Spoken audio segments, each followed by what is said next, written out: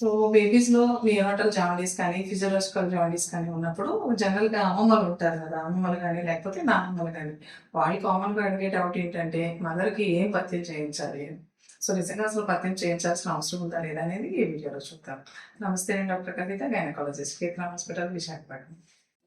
Most of the times అమ్మమ్మలు అడిగే doubt ఏంటి అనంటే, మదర్‌కి తోటకూర లాంటివి పెట్టొచ్చా? నాన్ వెజ్ పెట్టొచ్చా? లేదా నూనెలో అవి వేయొచ్చా లేదా అని.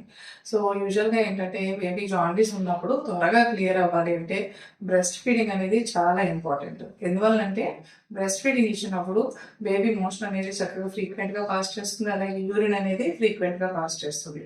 సో, అందువల్ల బిలిరూబిన్ పిగ్మెంట్ అనేది త్వరగా క్లియర్ అయిపోతే జాండీస్ అనేది త్వరగా తగ్గిపోవడానికి ఛాన్సెస్ ఉంటాయి. అందువల్ల మదర్‌కి ఏంటంటే ఇలాంటి టైంలో కూడా హెల్తీ ఫుడ్ అనేది ఇవ్వాలి. అంటే వాటర్ ఎక్కువగా తాగడానికి ఇవ్వాలి. అలాగే ప్రోటీన్ రిచ్ డైట్స్ అనమాట. అంటే అన్ని రకాల పప్పు ధాన్యాలతో పాటుగా నాన్ వెజ్ కూడా ఒక ప్రోటీన్ సోర్సే. సో, నాన్ వెజిటేరియన్ ఫుడ్ కూడా మీరు మంచిగా ఇస్తే బ్రెస్ట్ మిల్క్ అనేది బాగా వస్తాయి. సో, దానివల్ల బేబీ జాండీస్ కూడా త్వరగా క్లియర్ అయిపోతుంది. సో, అందువల్ల మదర్‌కి ఎలాంటి పథ్యాలు చేయించాల్సిన అవసరం లేదు. మీరు బేబీకి ఫీడింగ్ ఇచ్చే టైంలో ఎలా అయితే బలమైన ఆహారం పెడతారో, ఆ సేమ్ డైటే బేబీకి జాండీస్ ఉన్నప్పుడు కూడా కంటిన్యూ చేయొచ్చు. I hope this information is useful to you.